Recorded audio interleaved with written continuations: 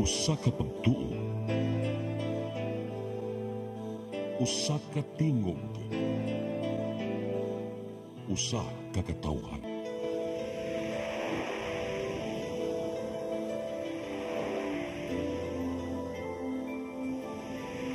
Cebu Catholic Television Network.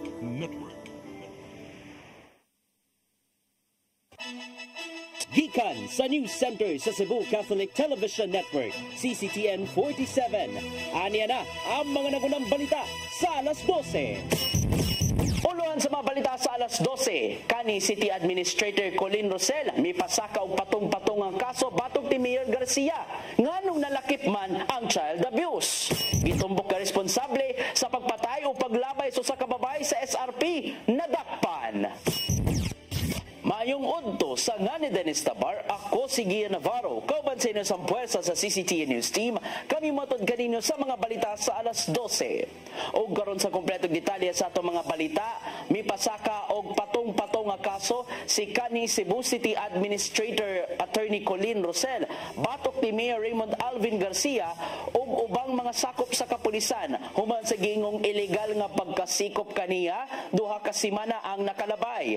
Pipila sa mga kasong gireklamo ngadto sa ombudsman mao ang grave threat, malicious mischief, grave abuse authority, apil na ang child abuse ug uban pa. Gawa si Garcia, tuyong giduso ni Rosel ang reklamo ngadto sa ombudsman batok tilang Cebu City PNP Director Colonel Antonieto Cañete, Waterfront Police Station Chief Major John Lindbert Yango ug daghan pa. Gilauman ni Rosel nga makakuha og danyos o preventive suspension ngadto sa naisgutang mga opisyal tungod sa pagkasikop niya niadtong Nobyembre 8. Mainumdumang gidakop sa kapulisan si Rosel tungod sa usurpation of authority sa diyang namugo siya sa Cebu City Hall aron makabalik unta sa pagtrabaho apan gidid-an man siya sa pagsulod.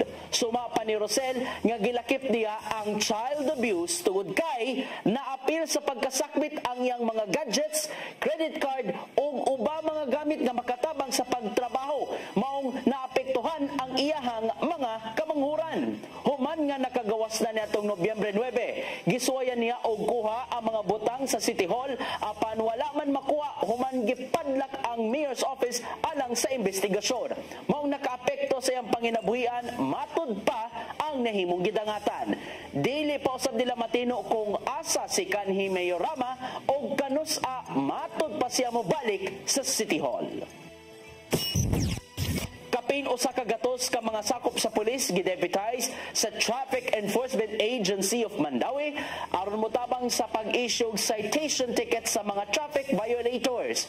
Pulis gikan sa ubang unit sa Mandawi City Police Office ila nang gilakip.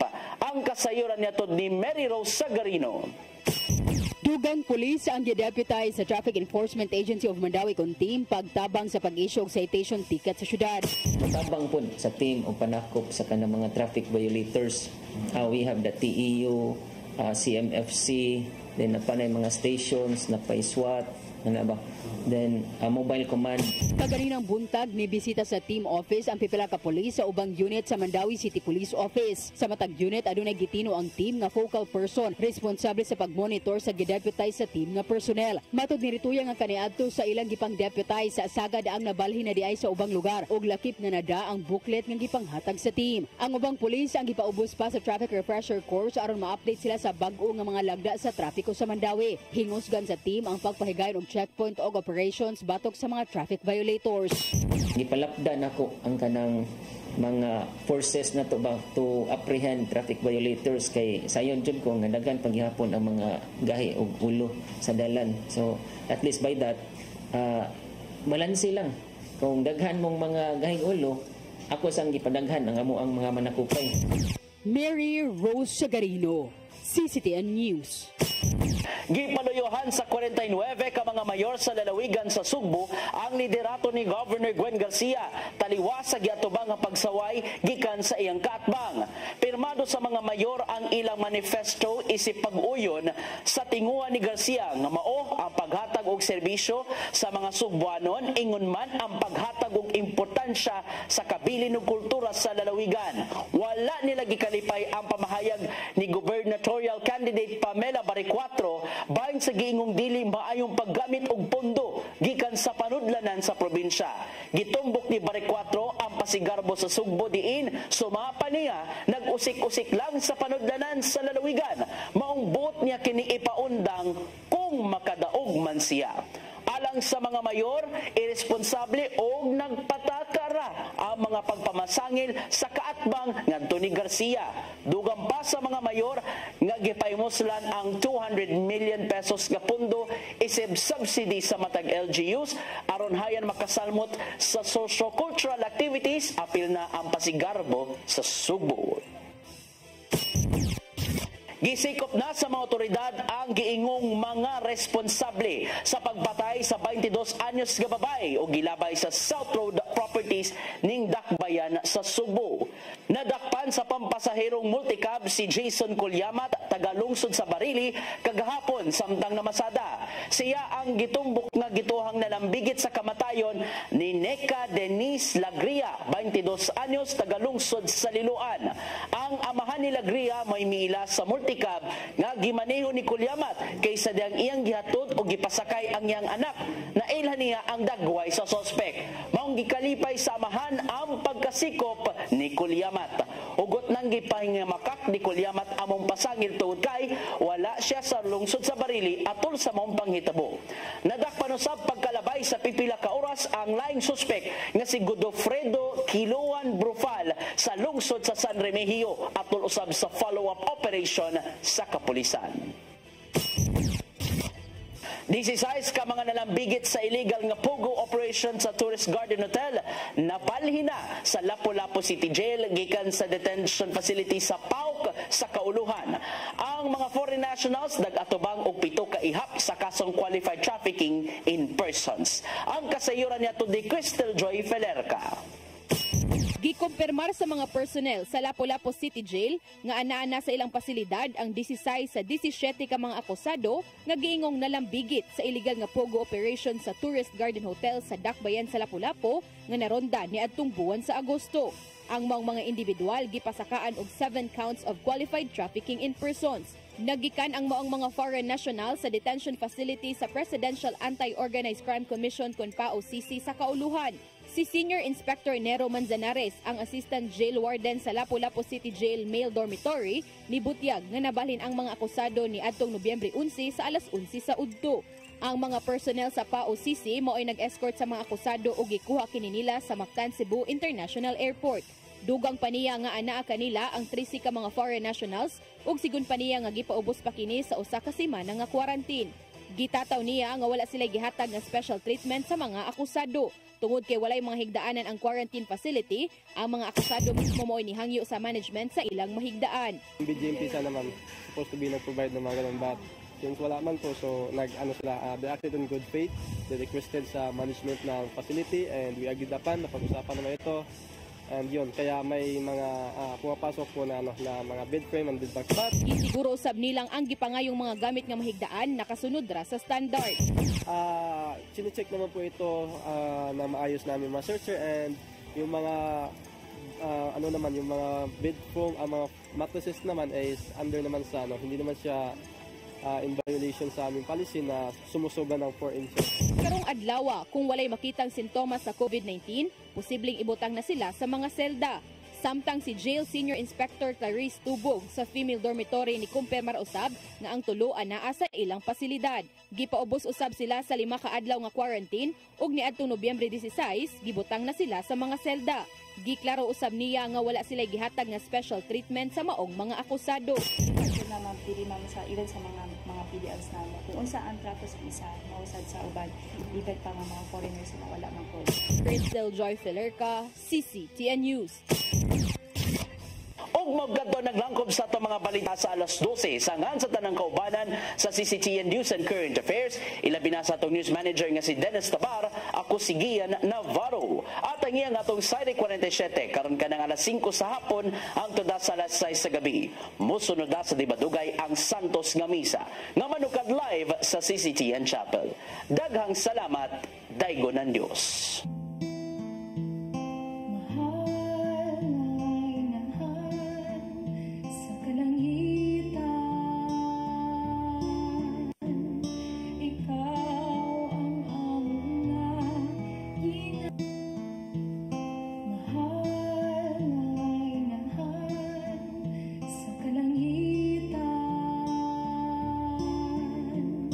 Ikaw ang among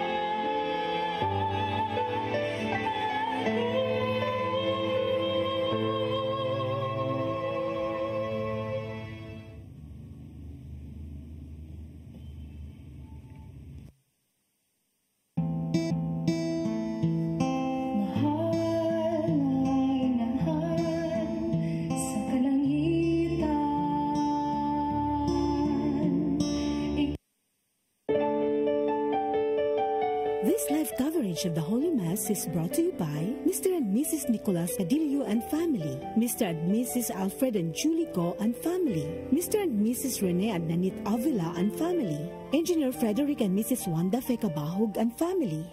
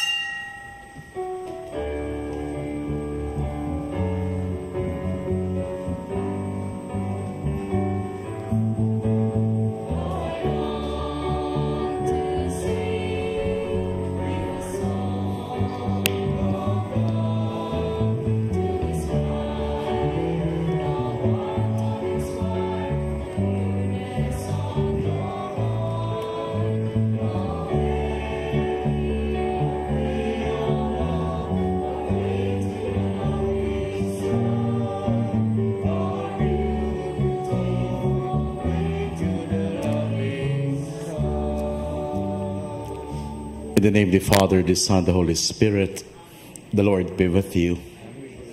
Sisters and brothers, today we celebrate the memorial of the presentation of the Blessed Virgin Mary. We offer this Mass for our own individual intentions, together with our brothers and sisters who are with us through our live streaming. To prepare ourselves to celebrate the sacred mystery, let's call to mind our sins. Have mercy on us, O Lord, for we have sinned against you. Show us, O Lord, your mercy, and grant us your salvation. May Almighty God have mercy on us, forgive us our sins, and bring us everlasting life. Amen. Let us pray. As we venerate the glorious memory of the Most Holy Virgin Mary, grant, we pray, O Lord, through her intercession, that we too may merit to receive from the fullness of your grace, through our Lord Jesus Christ, your Son, who lives and reigns with you in the unity of the Holy Spirit, one God, forever and ever. Amen.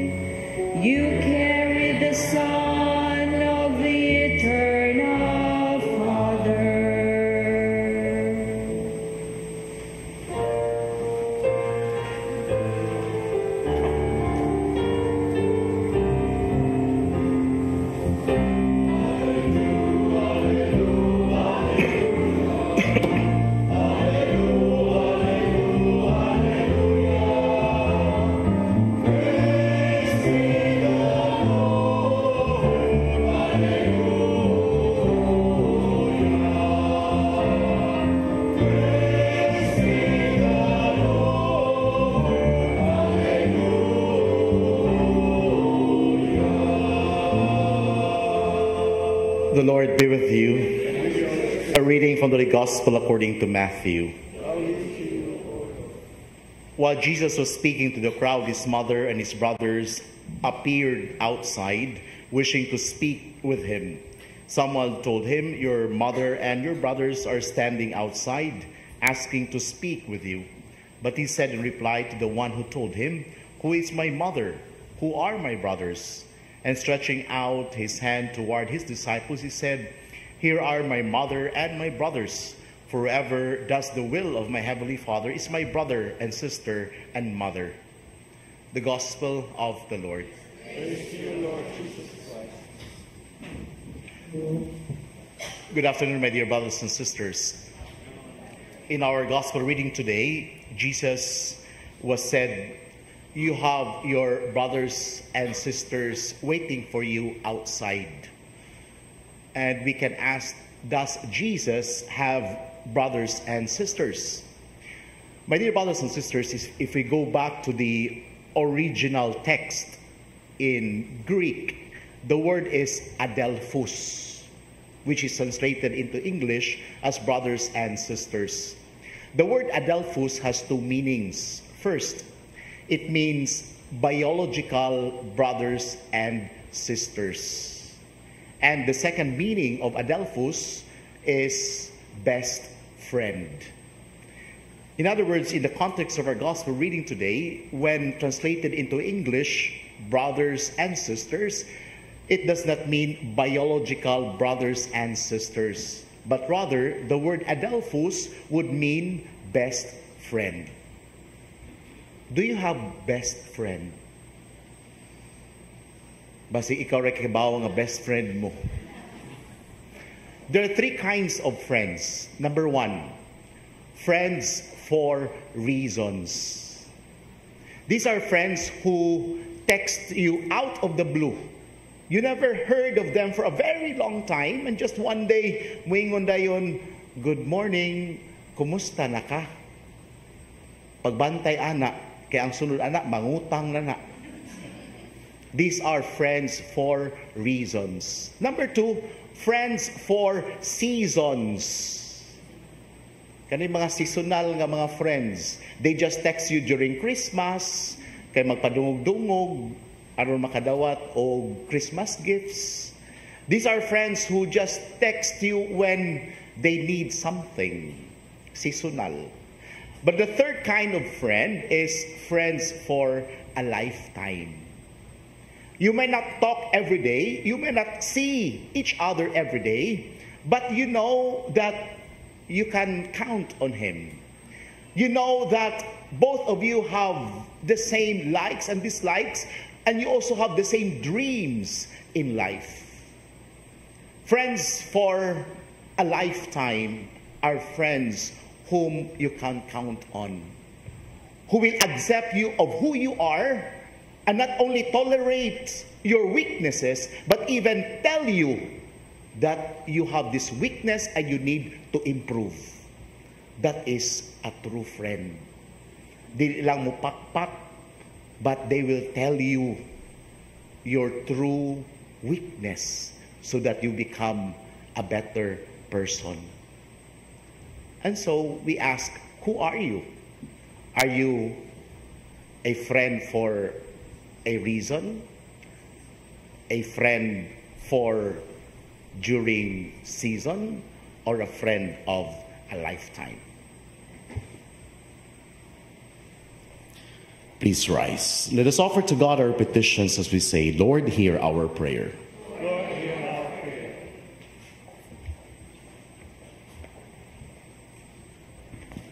May the experience of the worldwide pandemic convince leaders of the world that the time has come to put an end to wars, eliminate inequalities, and to heal injustice that is undermining the health of the entire human race.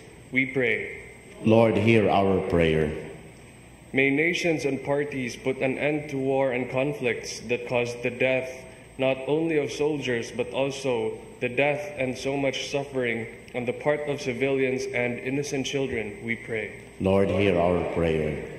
May people enjoy the experience of true peace, a peace that is not imposed by threats or domination, but one born of freedom and respect, of human dignity, we pray. Lord, hear our prayer. If misunderstanding happens in the family, may members never let the sun go down without making peace, so that the next day will have a new beginning, we pray. Lord, hear our prayer. May those who have lost their lives due to lack of peace may find their joy in heavenly peace, we pray. Lord, hear our prayer. God our Father, we offer our petitions through Christ our Lord. Amen.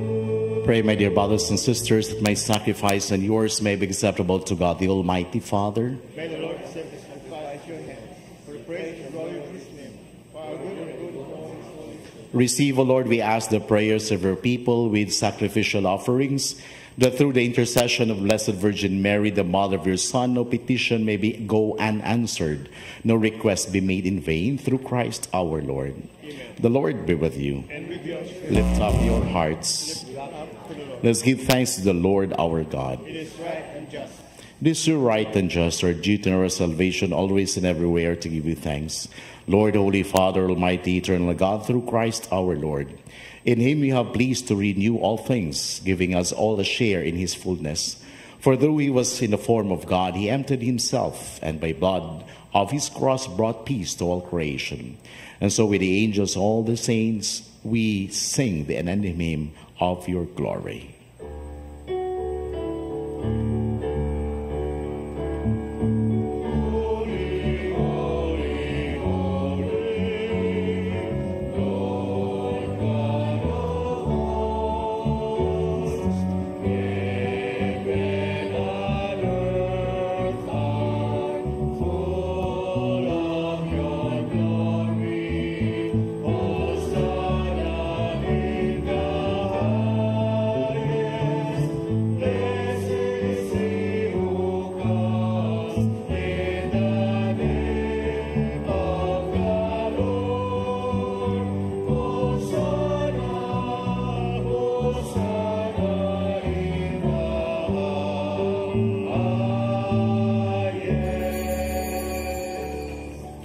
You are indeed holy, O Lord, the fount of all holiness. Make holy, therefore, these gifts, we pray, by sending down your Spirit upon them like a dew fall, so that they may become for us the body and blood of our Lord Jesus Christ.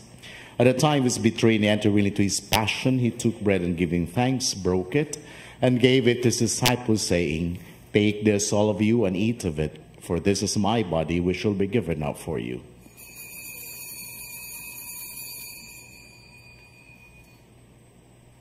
In a similar way, when supper was ended, he took the chalice, and once more giving thanks, he gave it to his disciples, saying, Take this, all of you, and drink from it. For this is the chalice of my blood, the blood of the new and eternal covenant, which will be poured out for you and for many for the forgiveness of sins. Do this in memory of me.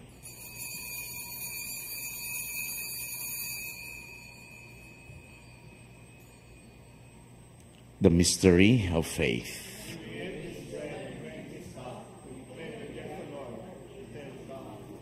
Therefore, as we celebrate the memorial of his death and resurrection, we offer you, Lord, the bread of life and the chalice of salvation, giving thanks that you have held us worthy to be in your presence and minister to you. Humbly we pray that, partaking of the body and blood of Christ, we may be gathered into one by the Holy Spirit. Remember, Lord, your church spread throughout the world, and bring her to the fullness of charity, together with Francis our Pope and Jose our Bishop and all the clergy. Remember also our brothers and sisters who have fallen asleep in the hope of the resurrection, and all who have died in your mercy. Welcome them into the light of your face. Have mercy on us all, we pray, that with the Blessed Virgin Mary, Mother of God, with Blessed Joseph, her spouse, with the blessed apostles, and all the saints who have pleased you throughout the ages, we may merit to be co-heirs to eternal life, and may praise and glorify you through your Son, Jesus Christ. Through him, and with him, and in him, O God, Almighty Father, in the unity of the Holy Spirit, O glory and honor is yours forever and ever. Amen. At the Savior's command and formed by divine teaching, we dare to say, Our Father, who art in heaven, hallowed be thy name. Thy kingdom come, thy will be done on earth as it is in heaven. Give us this day our daily bread, and forgive us our trespasses, as we forgive those who trespass against us. And lead us not into temptation, but deliver us from evil. Amen. Deliver us, Lord, we pray, from every evil. Graciously grant peace in our days, that, by the help of our mercy, we may be always free from sin and safe from all distress, as we await the blessed hope and the coming of our Savior, Jesus Christ. For the kingdom, the power, and the glory are yours, now and forever. Lord Jesus Christ, who said to our apostles, Peace I leave you, my peace I give you, look not on our sins, but on the faith of your church, and graciously grant her peace and unity in accordance with your will, who live and reign forever and ever. Amen. The peace of the Lord be with you always. And with your spirit. Let us offer each other the sign of peace.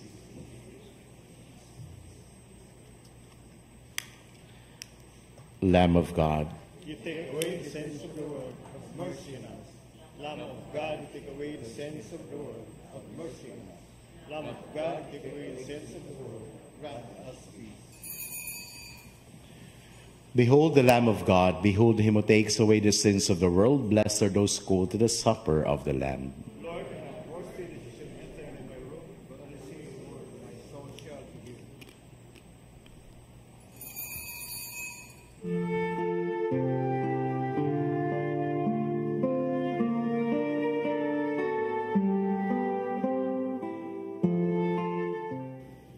Act of Spiritual Communion. My Jesus, I believe that you are present in the most holy sacrament. I love you above all things, and I desire to receive you into my soul. Since I cannot at this moment receive you sacramentally, come at least spiritually into my heart. I embrace you as if you were already there, and unite myself wholly to you. Never permit me to be separated from you. O my God, my only hope, I have placed all my trust in you, and I know I shall not be disappointed.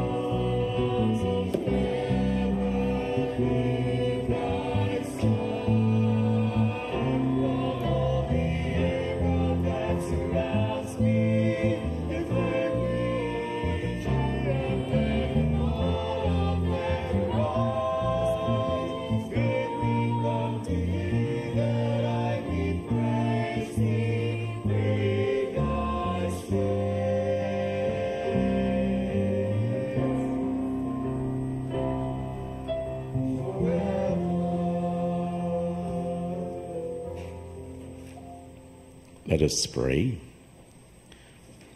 As we receive this heavenly sacrament, we beseech, O Lord, your mercy, that we who rejoice in commemorating the Blessed Virgin Mary, by imitating her, serve worthily the mystery of our redemption through Christ our Lord. Amen. As we end the Mass, we continue to ask ourselves, am I a friend for reason, friend for season, or friend of a lifetime?